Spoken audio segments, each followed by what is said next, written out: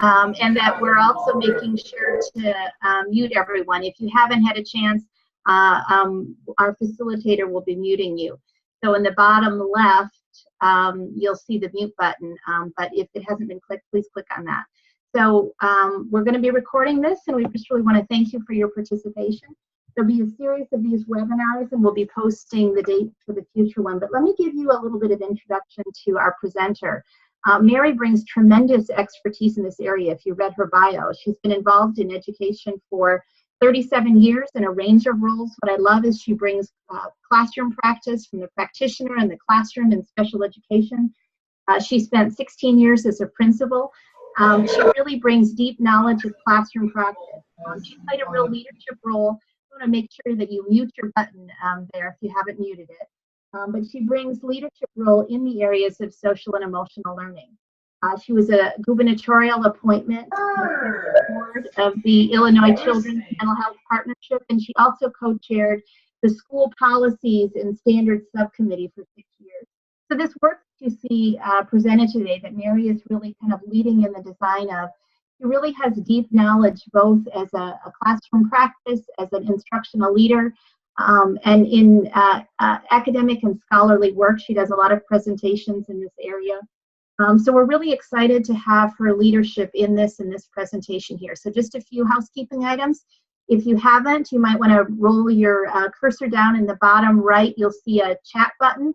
We have someone who's going to be monitoring the chat space. We're going to hold the questions till towards the end. We've saved about 15, 20 minutes for questions, but we're monitoring the chat space there. So please feel free to both introduce yourself and put in the chat space. And also just a reminder, you want to keep yourself on mute. If you forget, we've got someone facilitating in the background.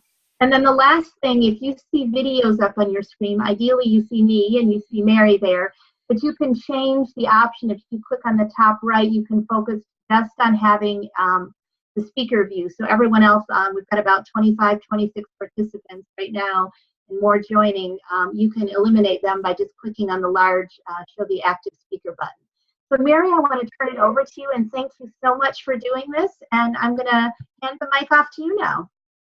Thanks, Kaylani. I'm happy to be here with everyone this afternoon and hope to share with you some of the things that are going on in the field of social emotional learning across the nation, across the world. Social emotional learning is a rapidly growing field of study. We'll talk about some of that as we go through things today.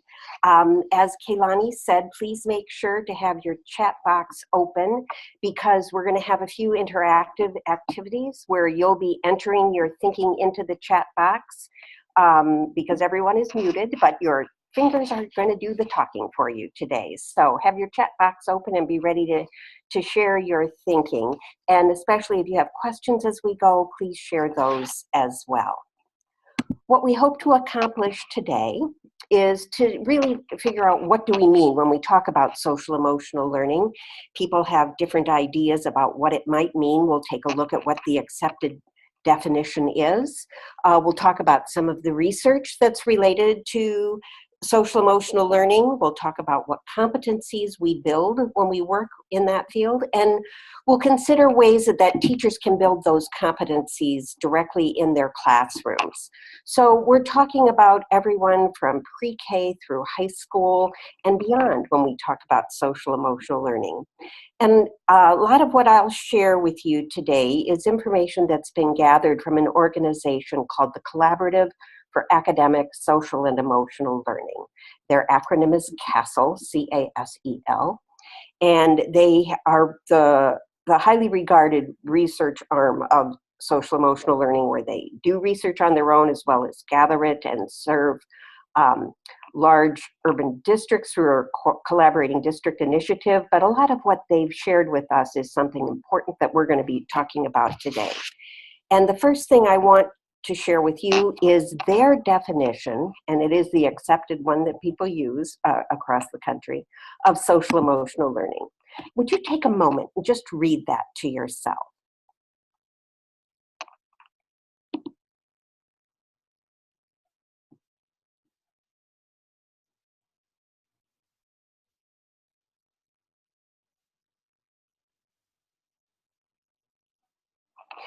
Now I'd like you to think about, if you had a highlighter, what words would you highlight while you were reading this definition? And since you don't have a highlighter, instead you have a chat box, would you enter just a word or a phrase or two that stuck out for you as you read this definition?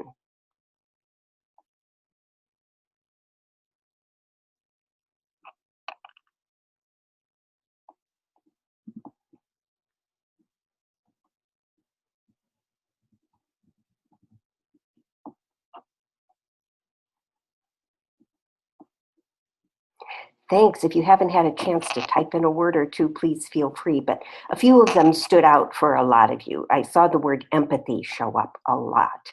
And isn't that something that we are all hoping we can develop more of in our students as they grow into adulthood? But there were a few others that came up as well. We had people bringing up things about managing emotions, about understanding emotions, about relationships. And I saw a few people put in the word process, as well as someone who put in the word children and adults. I think that's an interesting thing to note. When we're talking about social emotional learning, we really are talking about a process. It's not something that is static, that you learn and there you have it. We are all in process. I know I can speak for myself that I am in process. There are some social emotional skills that I'm still working on. All of us are, if we have some self-awareness. But that it's for children, it is for adults, and it is something that takes a while to understand, manage, apply all of these sorts of skills that we're talking about. So as we go through the day, this is going to be the definition we're going to think of, and we're going to think about it in this ongoing way for children and adults. You know, SEL is a strong field of study right now. Some people, for a while, maybe you've heard this, thought that social emotional skills were fluff, the kinds of things that you do if you have time. Maybe, you know, well, if we'll have time, we'll work on it, but it's far more important that we bring up our academics. That sort of thing, perhaps you've heard. But when we take a look at the research, we're going to see that it isn't fluff. It's actual science. And we now know that it's brain science. And we'll talk a little bit about how some of that work has developed. You remember CASEL, our Collaborative for Academic, Social, and Emotional Learning. They, along with a group of other researchers, did a meta-analysis a couple of years ago that is really considered the seminal piece of research regarding social emotional learning.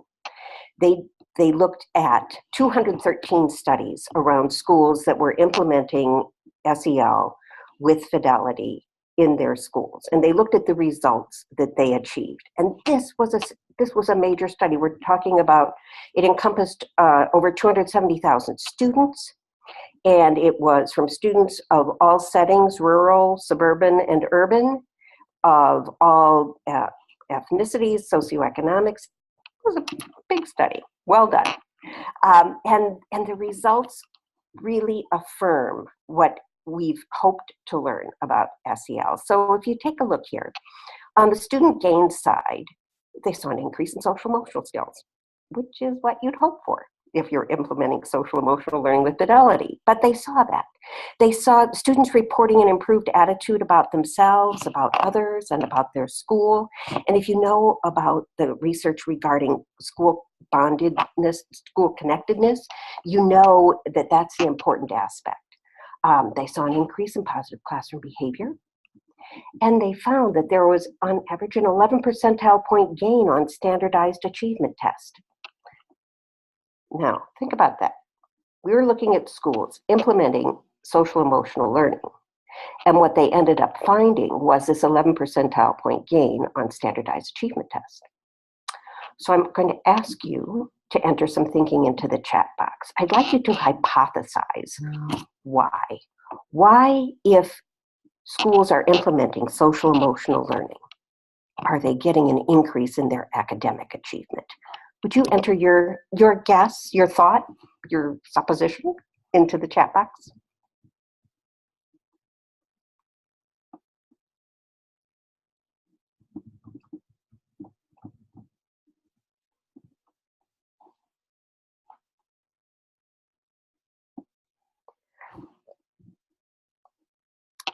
someone asked to repeat the question. The question was why people might have thought that we had this gain in academics when we were implementing social emotional learning.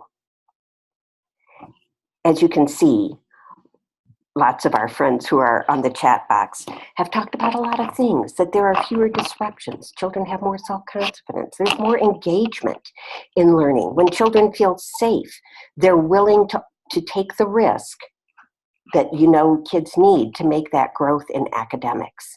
And that focus on clarity on behaviors. So the emotion, learning is an emotional thing.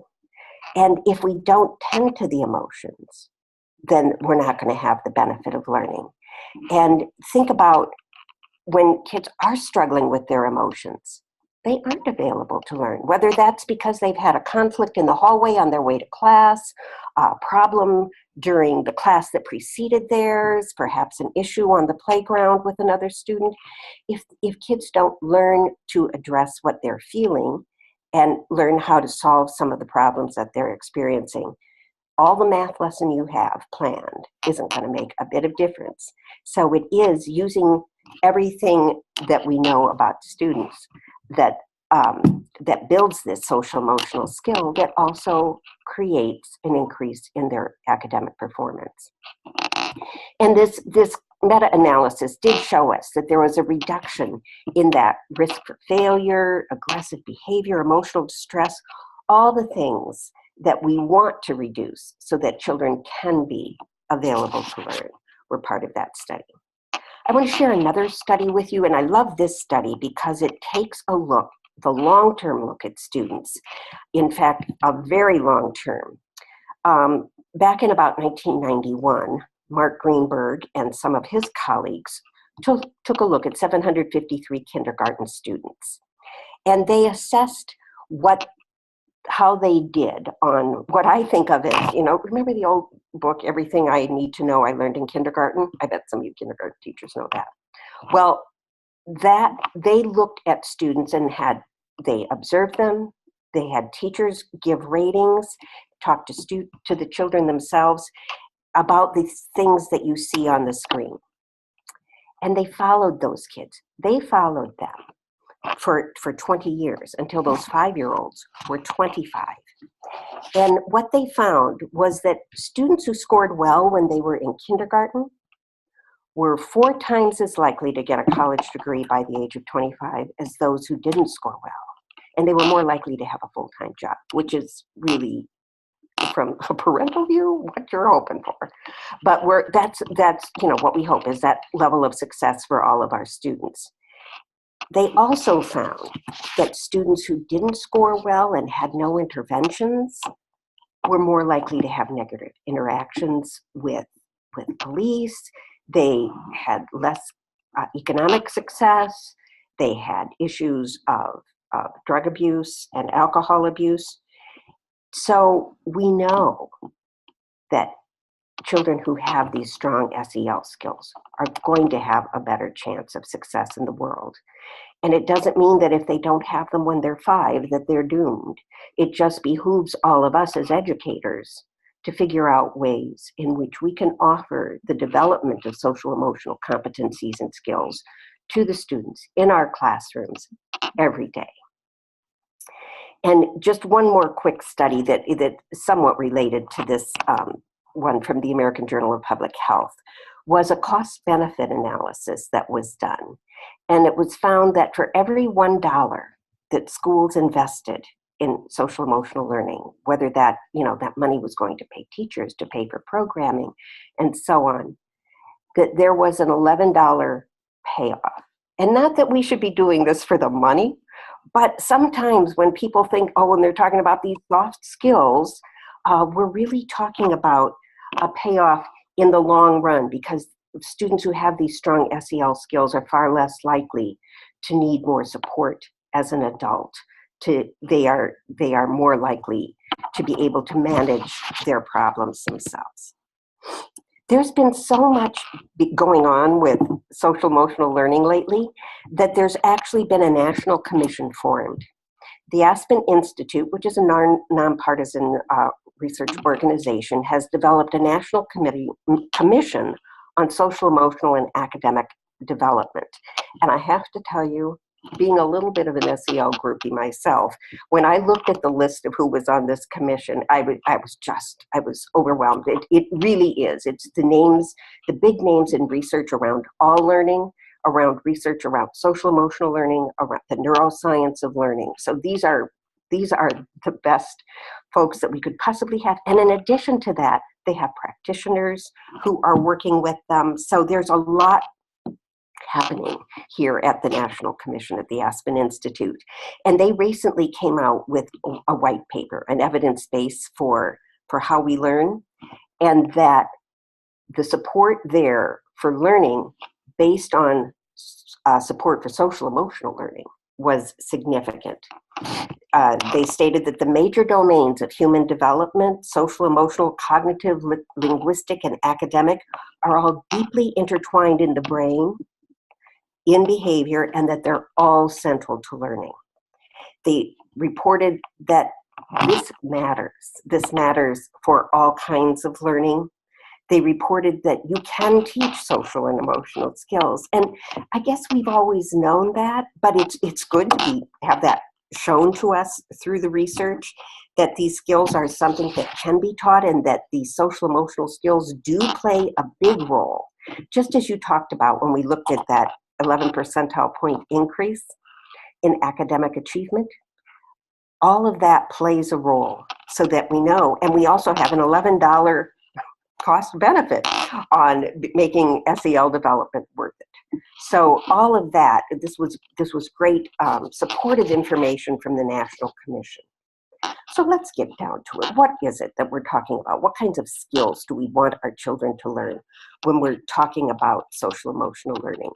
CASEL has declared that there are 5 interrelated competency areas that are essential to cognitive, social, and emotional development.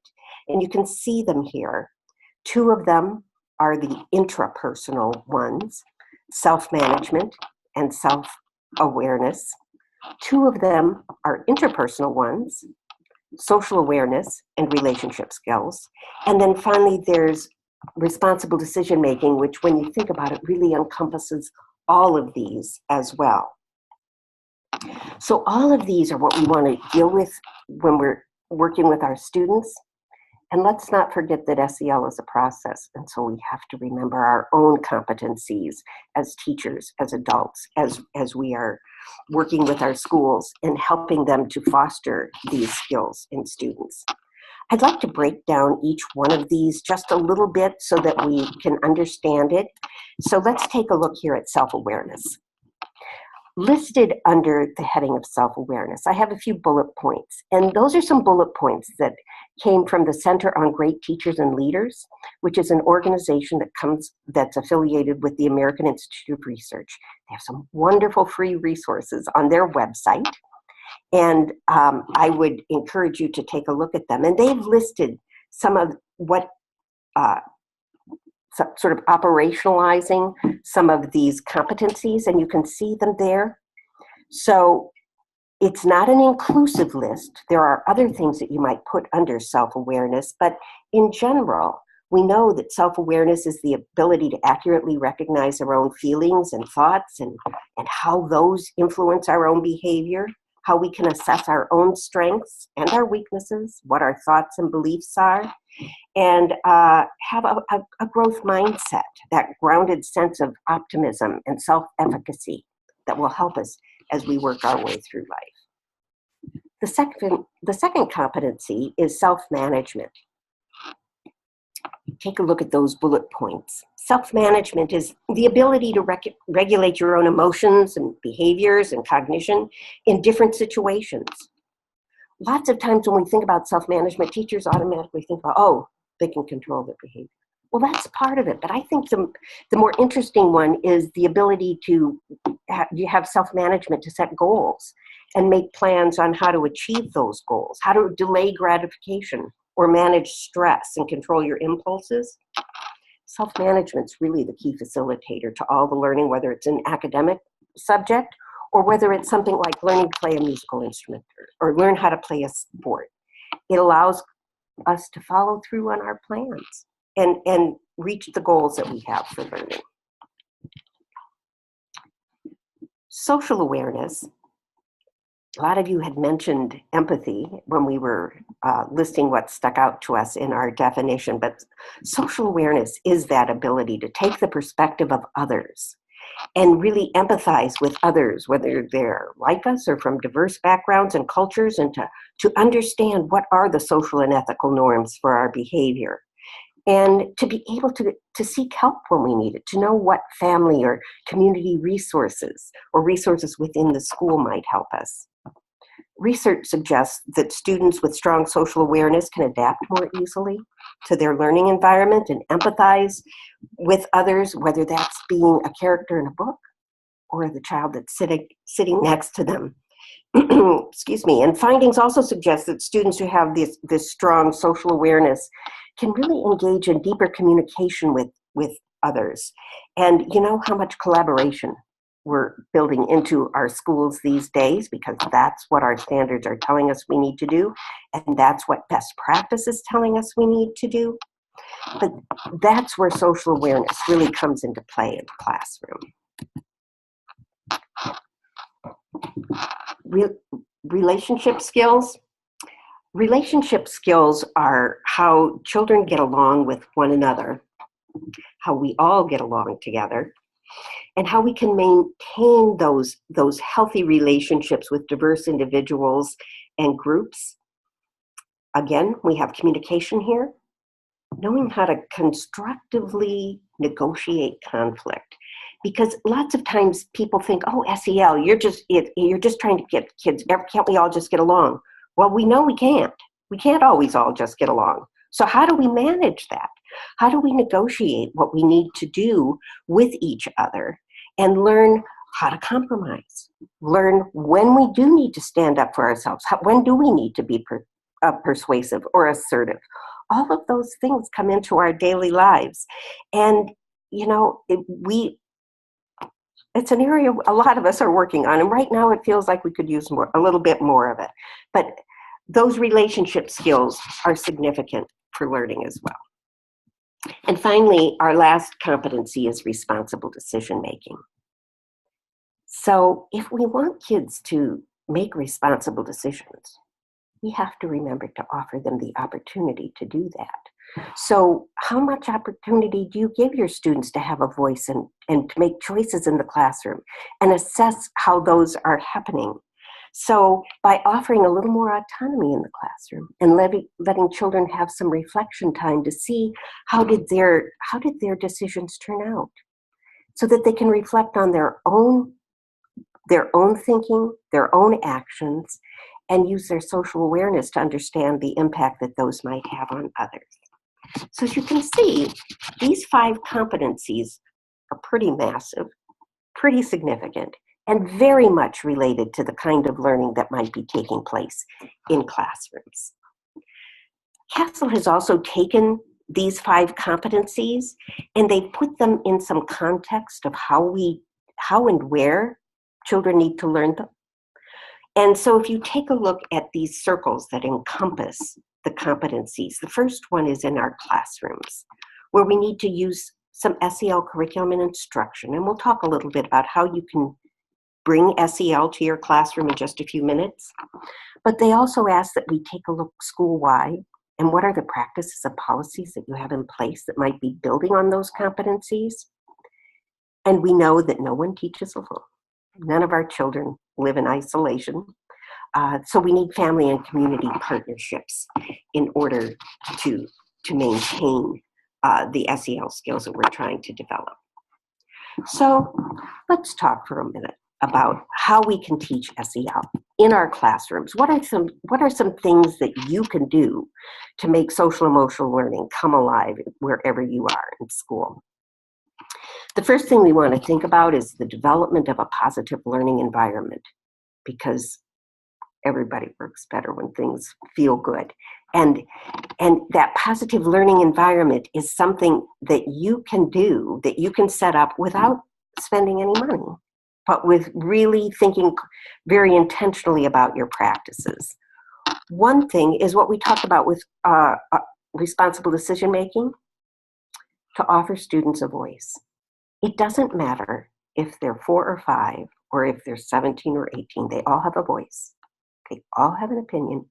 And if we can ask them to share that and learn how to communicate that with each other, we've given them an investment. Someone mentioned engagement. We've given them an investment in what's happening in the classroom. That gives us a positive environment. Allowing the children to set norms. And rules are great, and some rules are ones that we might have students engage in, and some rules are ones that we just have to tell them. Somebody had to make the decision that this is the door we're going to enter to go into school. That's a rule. But there are norms that they can set. Norms where they can decide, how are we going to treat each other? How are we going to be together? How do we include everyone? So having them set those norms, what they expect of each other and what they expect of themselves. And you're sharing with them the clear and positive expectations that they need to be successful at school. And finally, modeling. There's very little that's more powerful in social emotional learning than modeling. These days, it seems like everyone has a camera. We all have one on our phone. But when I think of our students, well, they don't have cameras in their classrooms, I hope. Some of them might. But they do. They all have a little GoPro camera. It's invisible. It's attached to the top of their head, and they are recording everything that you are doing, everything you are saying. Your modeling is significant. How you respond to the student who got the answer wrong. How do you respond to the student who's disrupting the class? How do you interact with your colleagues? Because believe me, are they watching? They see you, and that modeling is one of the most powerful things that you can plan on doing to have a positive learning environment. Another way that we can address SEL in the classroom is through the direct instruction of SEL skills. And there's lots of ways that you can approach this. CASEL has given us an acronym because we love acronyms in education. But what they say about teaching SEL is that it should be safe. And here's what that means. It means your instruction needs to be sequenced. You have to have an intentional plan and follow through with that. It needs to be active in that the students are actively engaged in creating this knowledge, a constructive approach to learning social emotional skills. It needs to be focused. There does have to be time when you take the time out to really focus and have conversations with students about how they're learning to manage themselves, how they are developing empathy. And it needs to deal with explicitly targeted SEL skills. So when we think of this SAFE acronym, we're thinking about instruction. We can do that ourselves, but there are many evidence-based programs out there that you can use as well. And if you're interested in exploring more about evidence-based social emotional learning programming for it, you can go to the CASEL website, casel.org. They have a guide that takes all the evidence-based programs, the highly researched programs, and it doesn't rate them in like, this is the best and don't use this one, but it rates them according to the kind of instruction that's being offered and how the program has worked and what it covers. So they have a preschool and elementary version, and they have a middle and high school version, and I would encourage you to look there if you're interested. There's also another recent publication that has come out that's called Navigating Schools from the Inside Out, and it's written by Stephanie Jones and some of her colleagues from the Harvard Graduate School of Education. And there's a review of 25 programs at the elementary level. They haven't done their middle and high school review yet, but that's a place where you can find out some information about that. Let's talk about how you might integrate social emotional learning with the academic content that you're doing every day. I'm going to ask you to interact with us in the chat box again. So let's take a look here. I want you to look at this standard. This is a sort of a common standard. You can fill in the blank there for the grade that you'd be doing. And I want you to think for a minute. what social emotional skills might students need to succeed with this standard? It's an ELA standard. But go ahead, just jot in the chat box what SEL skills you might think students would need to be successful here.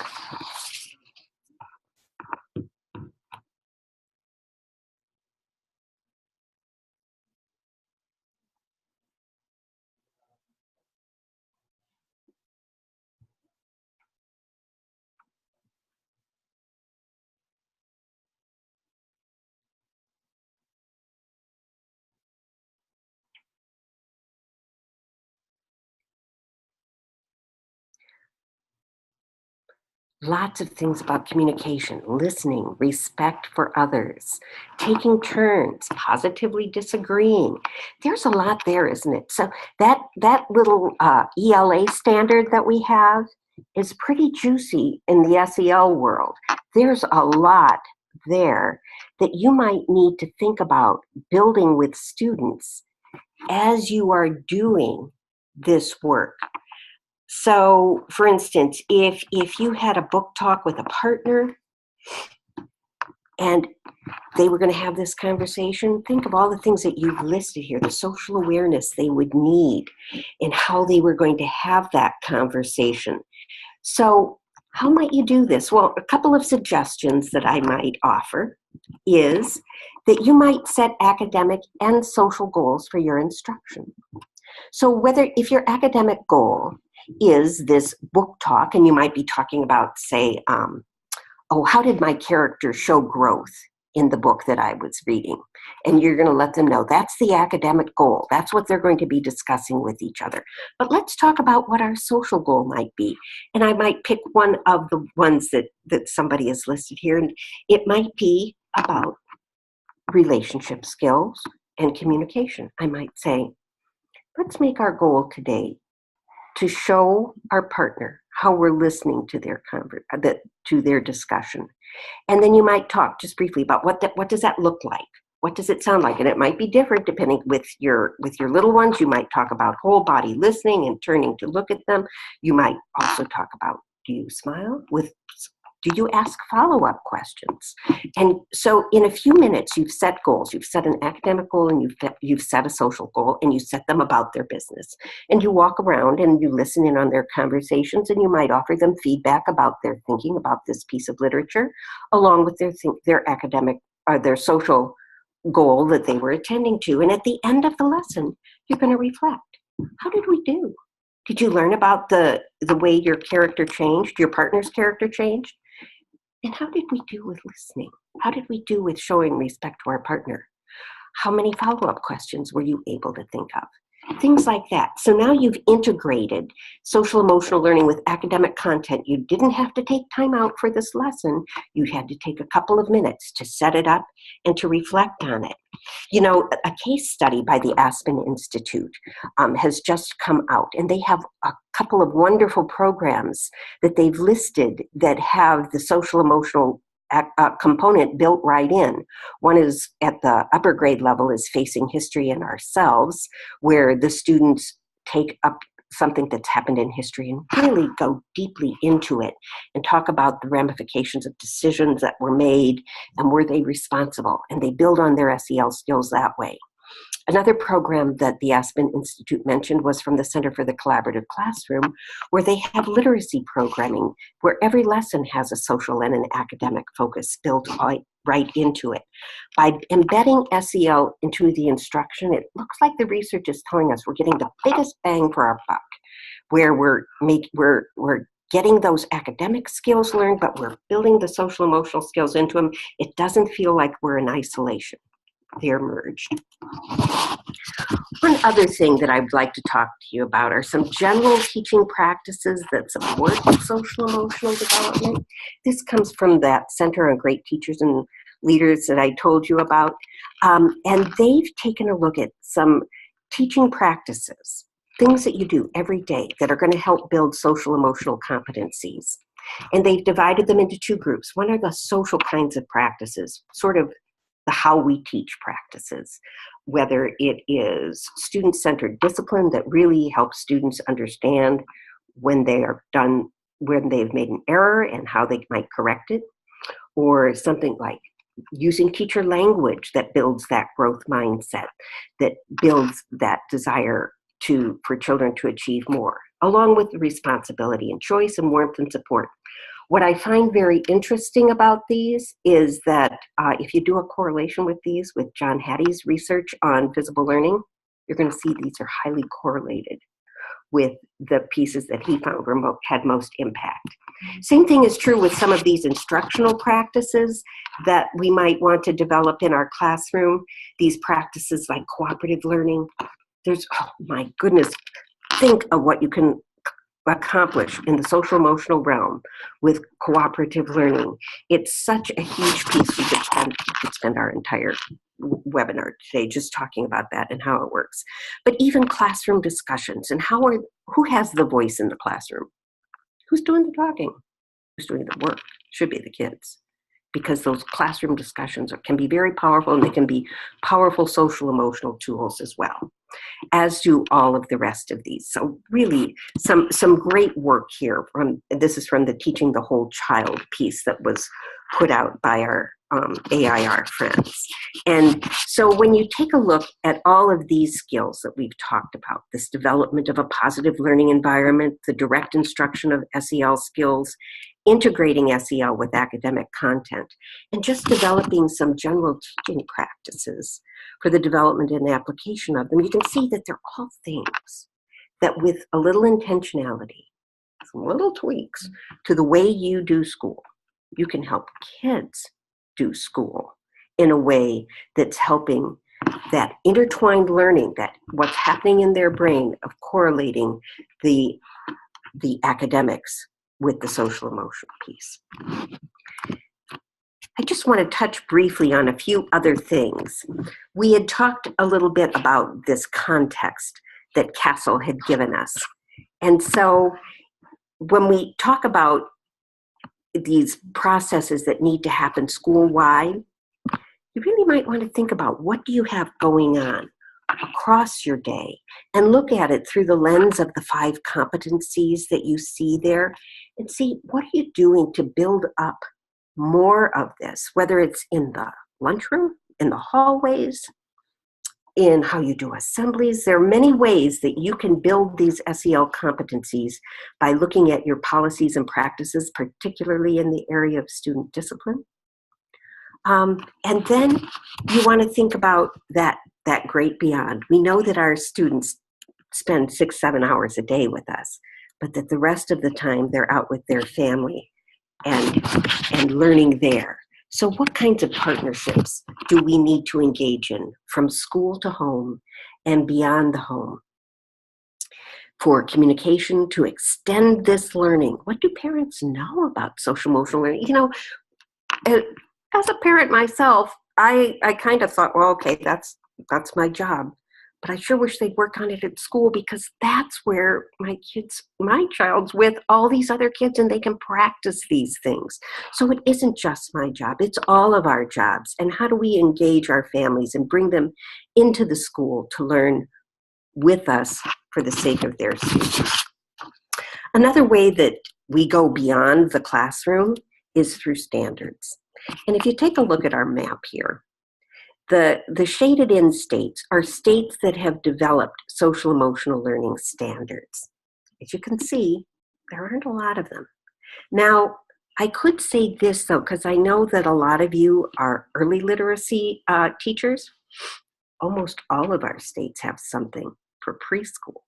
They build the SEL standards in at the preschool level and forget about everybody once they hit first grade. So these states have standards that cover pre-K through 12 or K through 12. And I just want to share with you an example, because I'm very proudly from the state of Illinois, where we were first in the nation with developing social emotional learning standards. And I want to show you what they are, because you can see by knowing the competencies, you already know the Illinois state standards for social emotional learning, because you can see how they are written with the competencies in mind. So when our very brilliant state developed these, in addition to just having these goals, they've laid out how these standards look across the grades and across the ages. And I'm showing you this just so that you can see an example. And I'd encourage you to go to our State Board of Education website, isbe.net, and take a look at how these are written. I know that there are many schools across the country in states that didn't have their own standards who used the Illinois standards as a model to develop their own. So just a little something there for you to think about. So we're going to have time for some questions in just a minute. If you would start thinking about what you might like to chat about. But I want to end sort of the formal part of our presentation with this quote. It comes from a gentleman by the name of Lyon Terry. He was the Washington State Teacher of the Year, and he wrote a blog that I read just last week. And man, this just hit home with me. Take a look at what he wrote.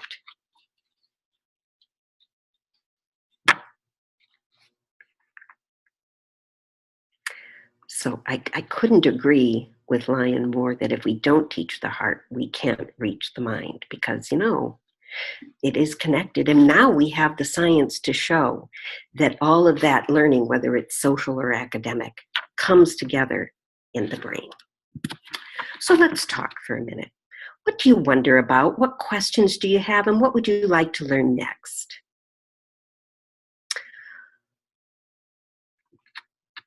So we've got a question here about post-secondary predictors and whether there's a relationship with SEL and persistence and completion.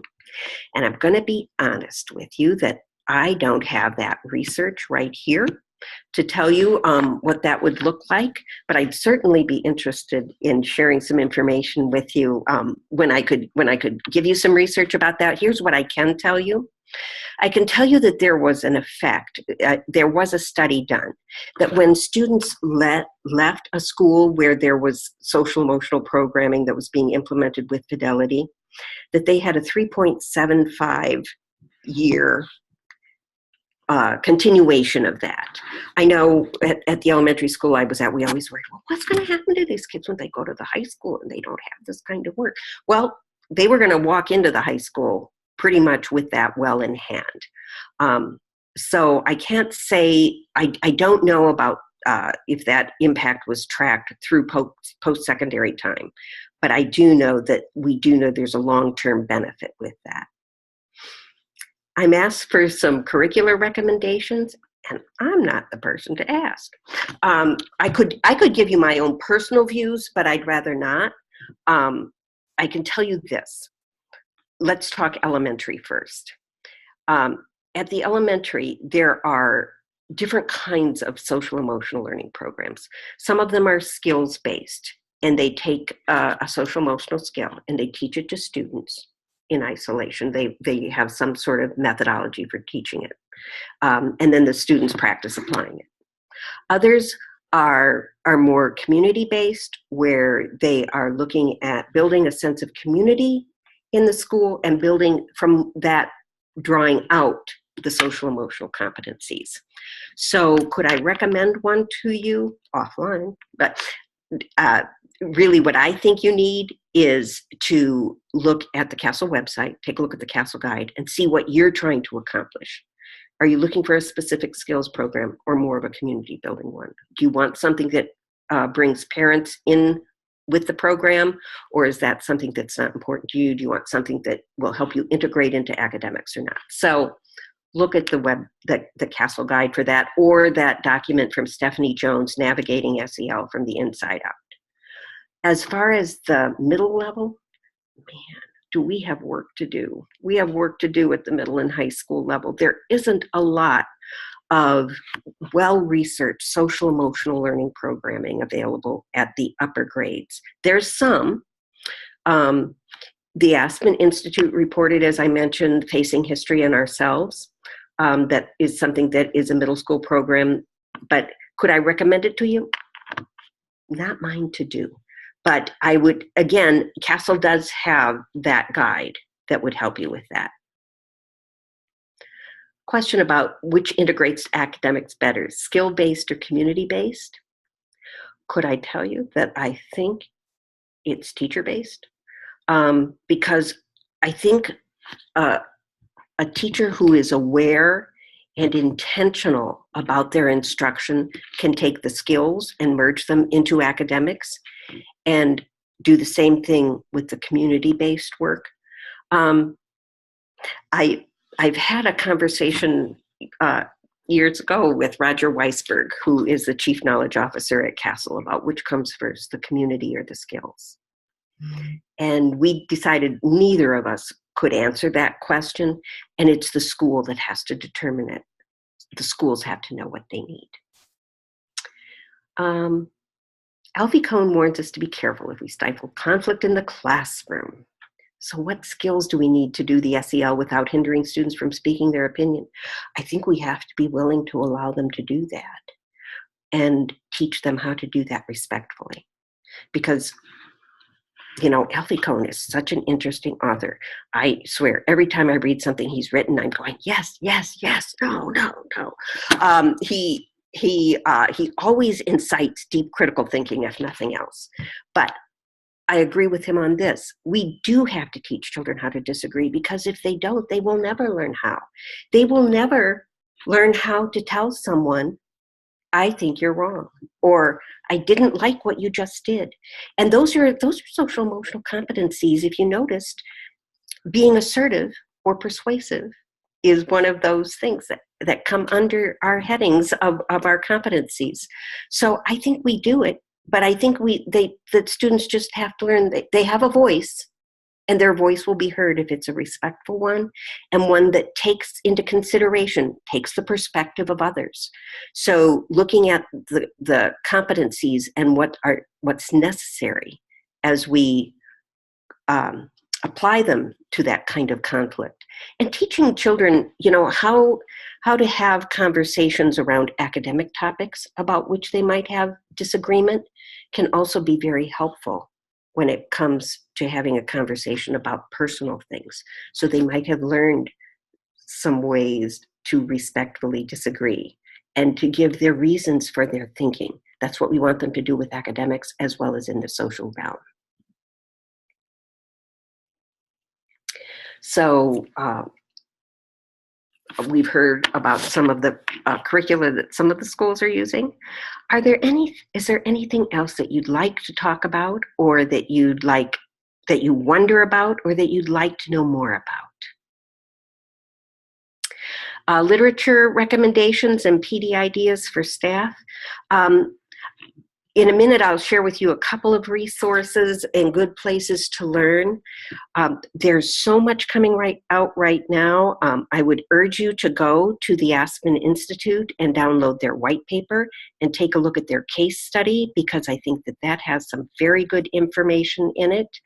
PD ideas, I think introducing your staff to the SEL competencies and what that looks like, and thinking first of themselves before they start applying them to their students is an interesting professional development idea. The Castle website has an entire layout of how a school or a district might begin to implement social emotional learning. And one of the first things they recommend is just building some understanding and some insights into what they need, and doing some sort of a needs assessment. I know that at the school where I was principal for many years, we started our work with a needs assessment, and I have to tell you, it was a little bit of a shock to us. We had a pretty good school that performed pretty well. And when we asked our students what they thought, we were amazed at how they felt. They needed more. They needed more in the way of respect, in the way of relationships, and the way of making connections to one another and to their teachers. And that guided our work. So I would encourage you, as you're getting started, if you want to start this journey, that would be a good place to go. But let me tell you just a couple of other places you might look. So I've given you the Castle website. this Center on Great Teachers and Leaders, where I've used some of their information today. But what I love about them is that they have public domain PD available to you. So take a look at that. Go to this website, and if you go, just search social and emotional learning, and there are pieces there where teachers can take their own assessments of themselves. It gives you some ideas of professional learning experiences that you could offer to your staff. So it's a very useful website with lots of things that you could do. They do have a lot of topics that they cover, but social emotional learning is a big one. Then I've given you, and I see that Brett's put it in our chat box as well, the link to the National Commission. And finally, Edutopia, which we really haven't talked about a lot this afternoon, but Edutopia is a wonderful resource. They do a lot of work on project-based learning and social emotional learning. And boy, do those two mesh well.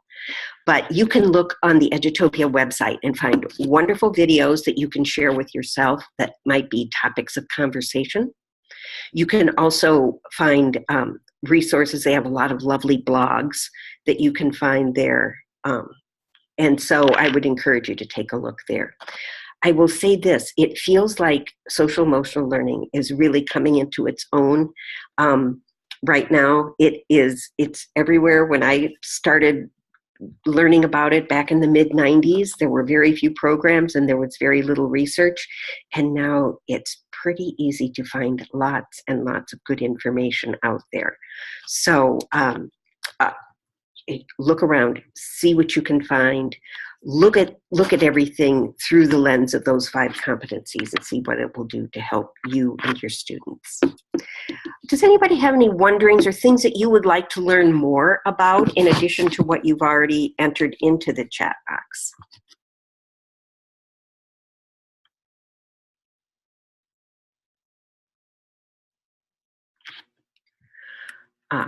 Well, as we are having our time coming up to a close here, a couple of things that I'd like to help make you aware of.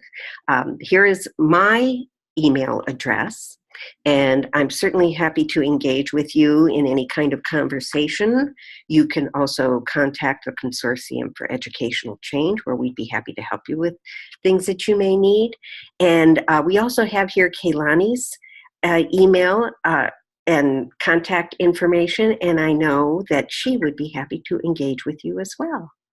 And I wanted to just let people know, part of this partnership and working with Mary and with the Consortium for Educational Change is to develop a set of professional development resources around this topic that will be made free and available probably by the middle of October. They'll be both on the LOSI website as well as linked and made available through the CEC website. But it's designed around a PLC, professional learning community structure, where there'll be 8 sessions, about 45 minutes to an hour each one, with a facilitator's guide, and really linked to both webinars like this, but short video clips. There'll be articles, some cases. So there'll be 8 weeks of content to support a school-based PLC conversation around this topic. This was supported by this grant project, but CEC is really leading the development of it, and this webinar is going to be part of that series. So thank you so much, Mary. Is there anything else you want to add? You're a tremendous presenter. Doesn't she do like great wait time as well with this? You've done a marvelous job. Is there anything else you want to add, Mary? I don't think so at this time, but it's been such an honor to do this and to have folks online interact with us. And thank you, Kaylani, for joining with us at CEC to offer this. I'm very excited about the work and hope that everyone will be able to walk away with something they can use today. Great. And this, we have recorded this, so this webinar will be up within the next week or so as well. So that will be available as well. So thank you very much. And I guess if there's nothing further, we'll end it. Thank you. Thank you, Mary. Thank you.